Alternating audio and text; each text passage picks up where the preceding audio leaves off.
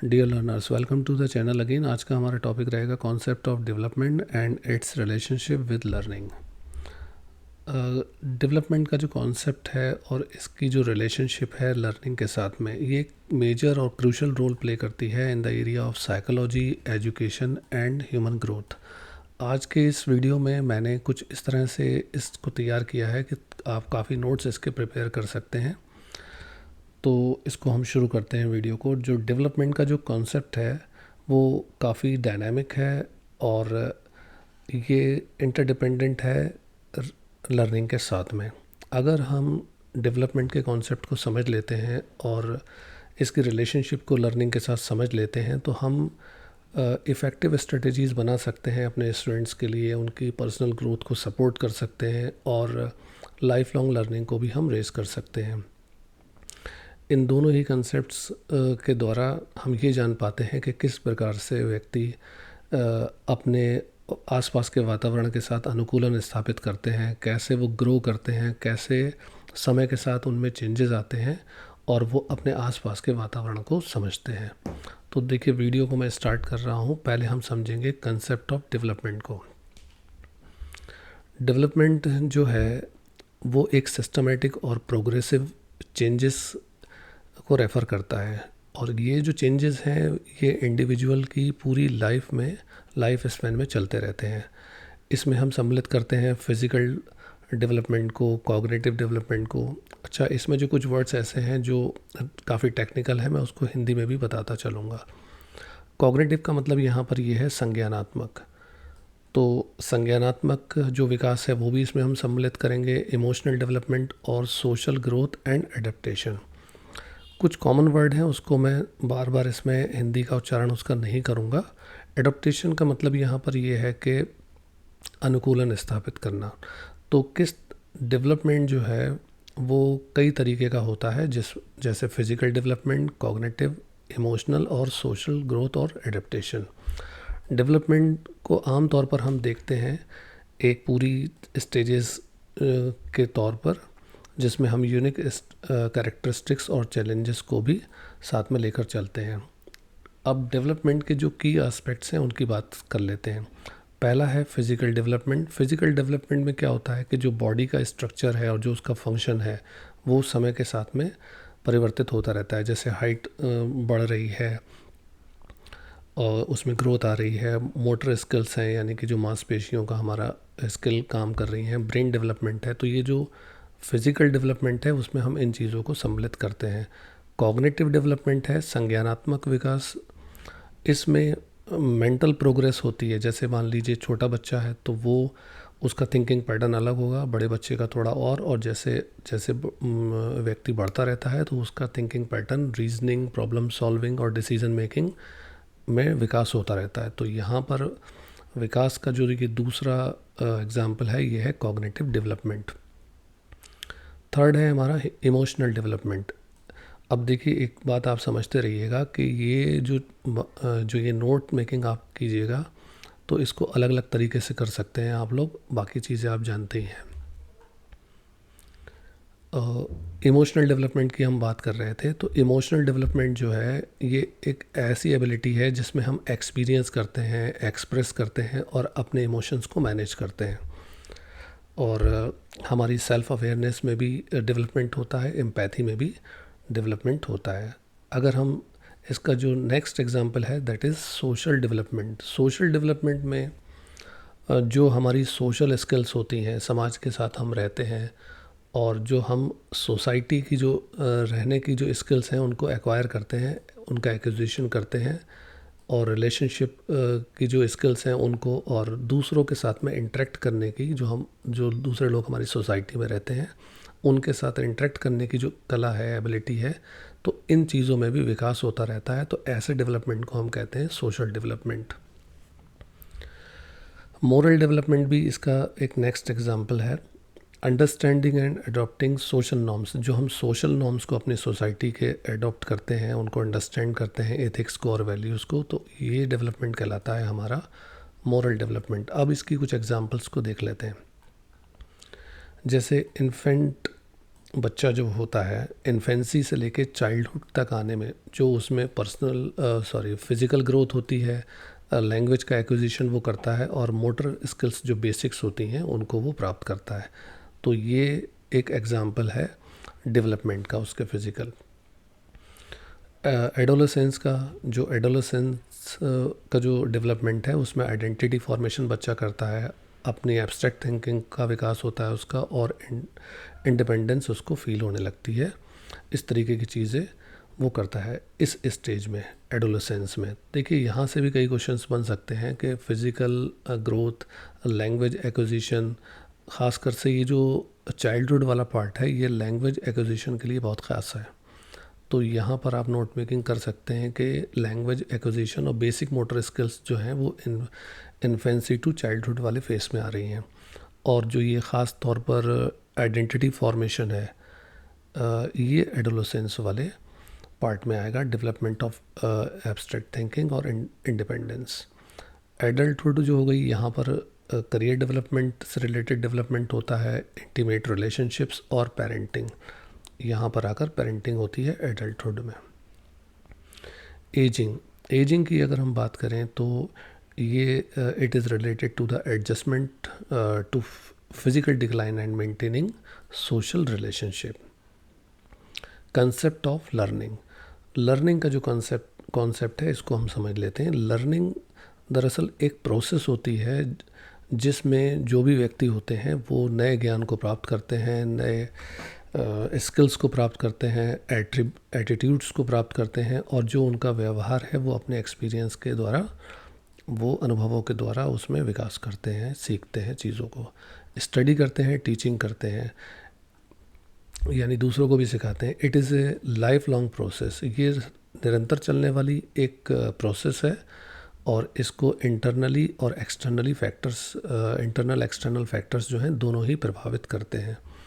तो अगर इसको हम संक्षेप में समझें तो लर्निंग पूरी ज़िंदगी में चलने वाली एक प्रोसेस है जिसमें इंसान नए ज्ञान को प्राप्त करता है, नई स्किल्स को प्राप्त करता है, एटीट्यूड्स को, बिहेवियर को अपने अनुभवों से और स्टडी के द्वारा और दूसरों के सिखाने से, और ख़ुद भी वो दूसरों को सिखाता रहता है।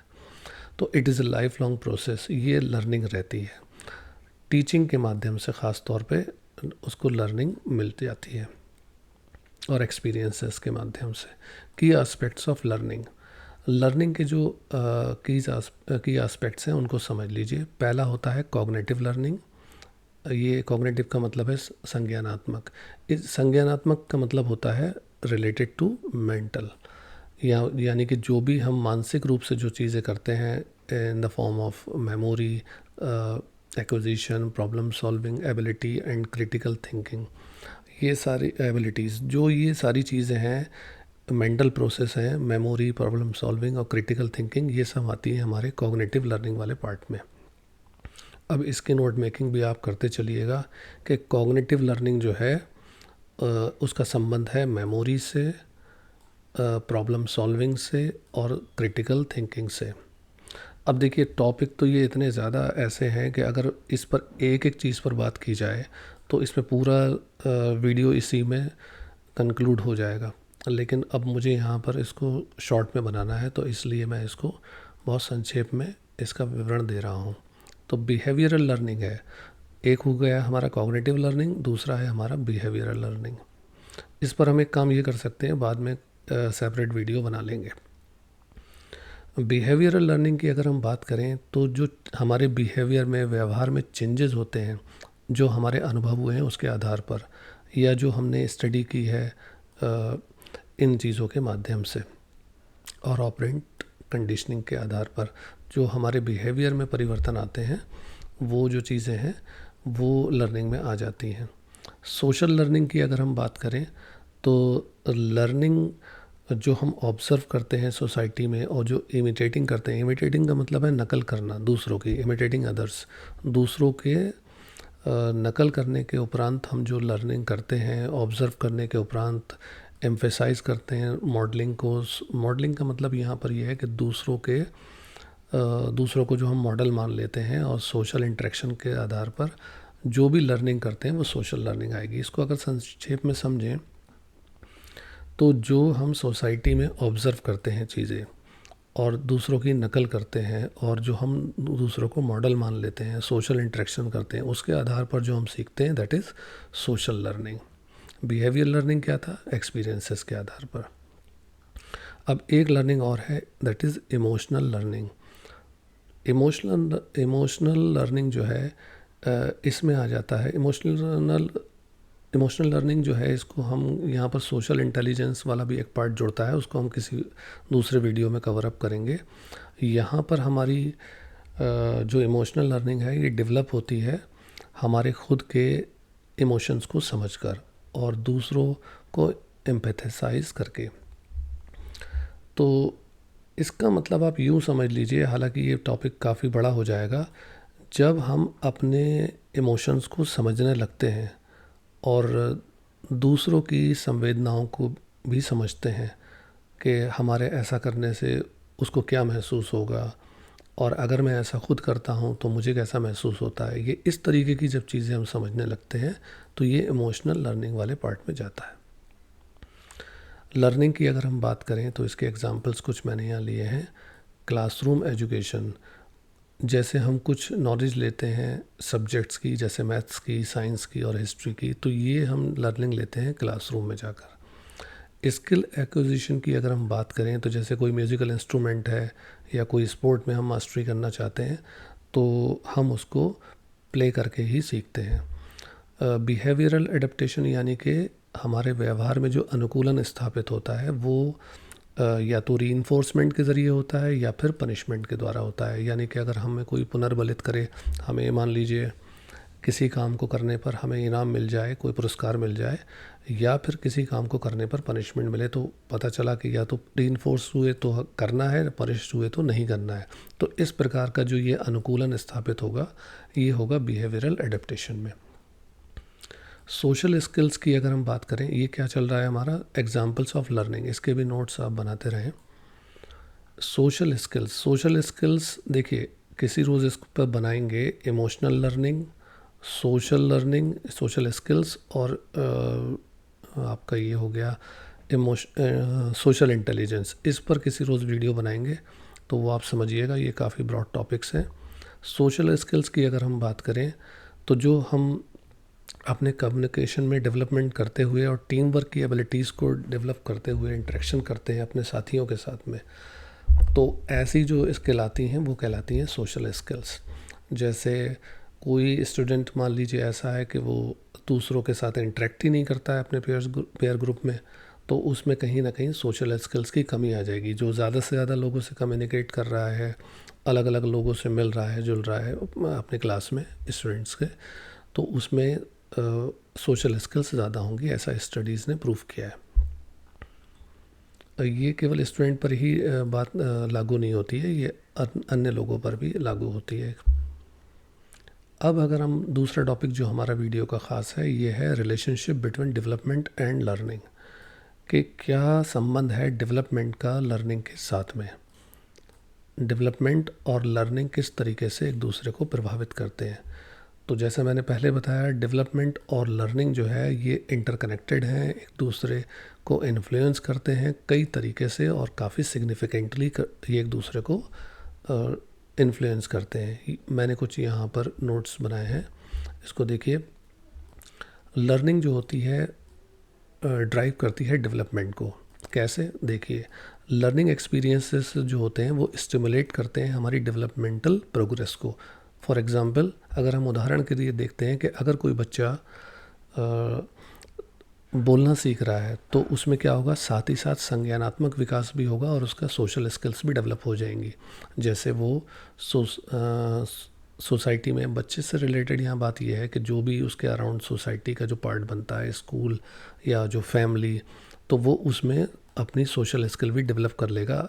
जैसे वो दूसरों के साथ बातचीत कर लेगा, कोई मेहमान घर में आए उनके साथ बातचीत कर लेगा, और पेरेंट से बात करेगा, अपने पेयर ग्रुप में बातचीत करेगा, तो कहीं ना कहीं उसमें सोशल स्किल्स भी डेवलप हो रही हैं और उसमें संज्ञानात्मक विकास भी हो रहा है। यानी कि वो समझ पा रहा है कि ये चीज़ ऐसे होती है। संज्ञानात्मक क्या है? Related to mental process. तो हम बात ये कर रहे थे कि लर्निंग जो होती है वो डेवलपमेंट को ड्राइव करती है।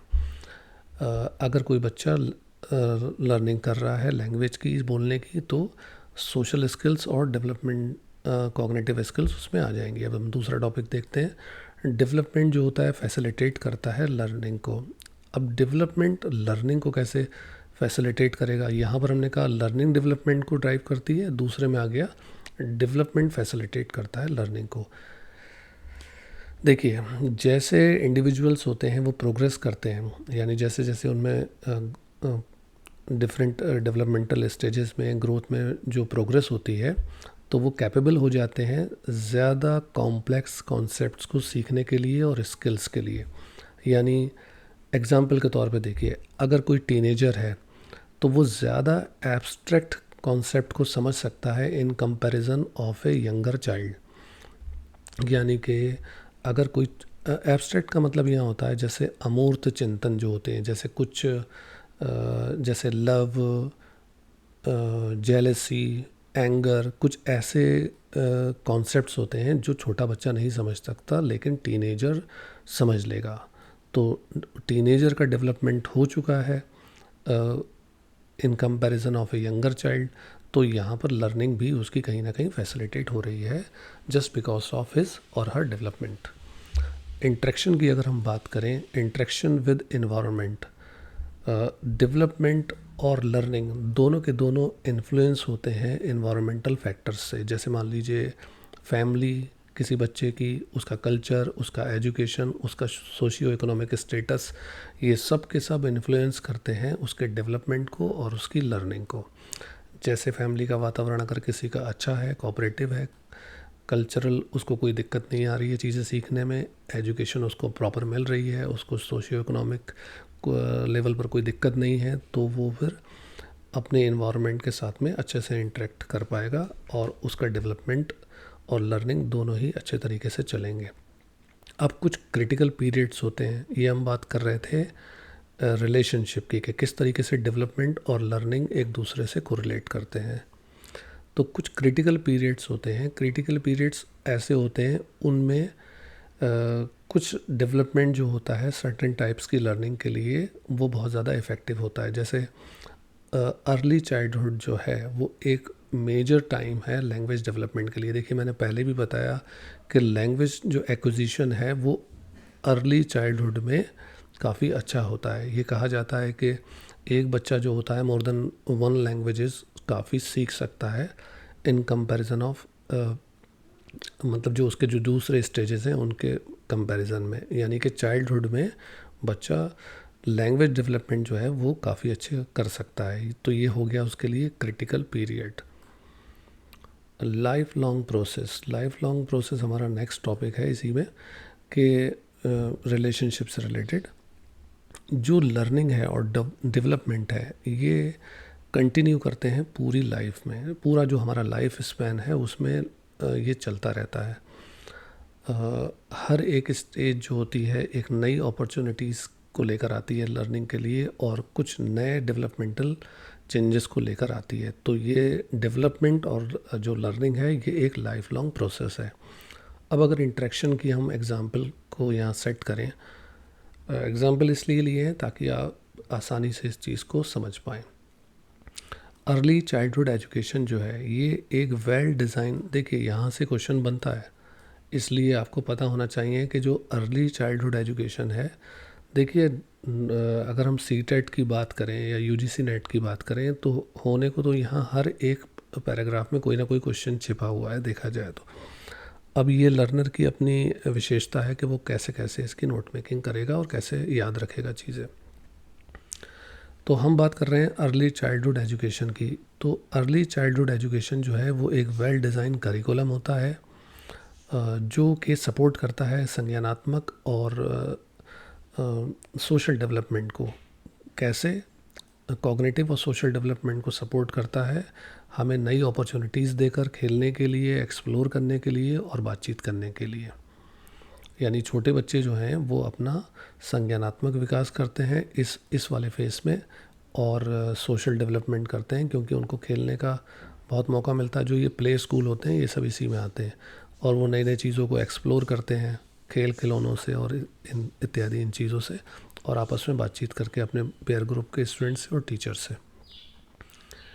एडोलेसेंट लर्निंग की अगर हम बात करें तो जो ये एडोलेसेंस वाला जो पीरियड है, इसमें कॉग्निटिव डेवलपमेंट जो होता है, हमारी एब्स्ट्रैक्ट थिंकिंग को मैंने पहले बताया ये बढ़ा देता है, और जो कॉम्प्लेक्स सब्जेक्ट्स होते हैं जैसे अलजेब्रा और फिलॉसफी वाले, वो हम इस फेज़ में ज़्यादा अच्छे से समझ पाते हैं।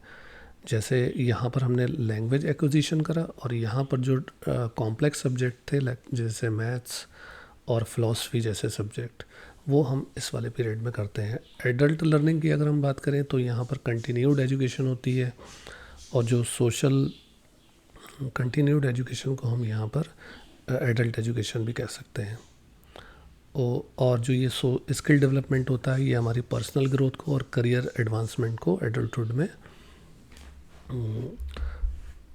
बढ़ावा देता है। एडल्ट लर्निंग का मतलब यहाँ पर ये कंटिन्यूड एजुकेशन से ले सकते हैं। एजिंग एंड लर्निंग मैंने पहले भी बताया कि ये लाइफ लॉन्ग लर्निंग जो होती है, हमारे कॉग्निटिव फंक्शन को और एज से रिलेटेड जो चेंजेस होते हैं उनमें अनुकूलन स्थापित करने में हमारी सहायता करती है। अब कुछ हम थ्योरेटिकल पर्सपेक्टिव की भी बात करेंगे। बहुत सारी थ्योरीज़ हैं जो हमारे ये ऊपर जो हमने बात करी है कि रिलेशनशिप होता है डेवलपमेंट में और लर्निंग में, इसको प्रूव करती हैं। कैसे, देख लीजिए, इसके भी नोट्स बना सकते हैं आप।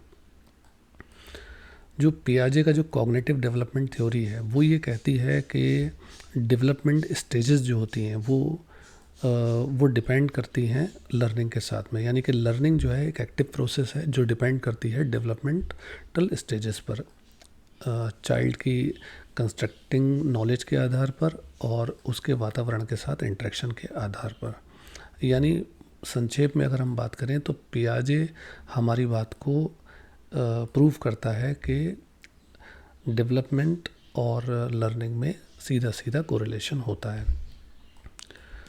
वाइगोस्की का जो सोशल डेवलपमेंट थ्योरी है, वो भी इस बात पर एम्फेसाइज करती है कि सोशल कंटेक्स्ट की जो लर्निंग होती है वो एक मेजर रोल प्ले करती है डेवलपमेंट में, कॉग्निशन में। तो यानी कि ये भी बात यही कह रहे हैं कि लर्निंग और जो डेवलपमेंट है उन दोनों में सीधा सीधा कोरिलेशन है। इसके क्वेश्चन आप ऐसे बना सकते हैं कि वाइगोस्की का सोशल डेवलपमेंट थ्योरी होता है और पियाजे का कॉग्निटिव डेवलपमेंट होता है। इस पर अलग अलग वीडियो बन सकते हैं। एरिक्सन का साइको सोशल डेवलपमेंट की इन्होंने थ्योरी दी है, तो ये भी इस बात पर हाईलाइट करती है इसको कि सोशल और कल्चरल जो इम्पोर्टेंस है डेवलपमेंट से रिलेटेड, ये डिफरेंट लाइफ स्टेजेस में चलती रहती है। तो यहाँ पर भी ये इनका मतलब ये हो गया कि डेवलपमेंट और लर्निंग जो है दोनों एक दूसरे से कोरिलेट करती हैं। बंदूरा ने जो सोशल लर्निंग थ्योरी दी है, ये भी इस बात पर फोकस करती है कि ऑब्जर्वेशन का जो रोल है और जो इमिटेशन का जो रोल है, इमिटेशन यानी दूसरों की नकल करके सीखना, ये मॉडल से इन्फ्लुएंस होती है और सोशल इंटरेक्शन से होती है। तो ये कुछ मैंने संक्षिप्त विवरण दिया है इसका। आशा करता हूँ कि आपको इससे कुछ समझ में ज़रूर आया होगा। Thank you so much.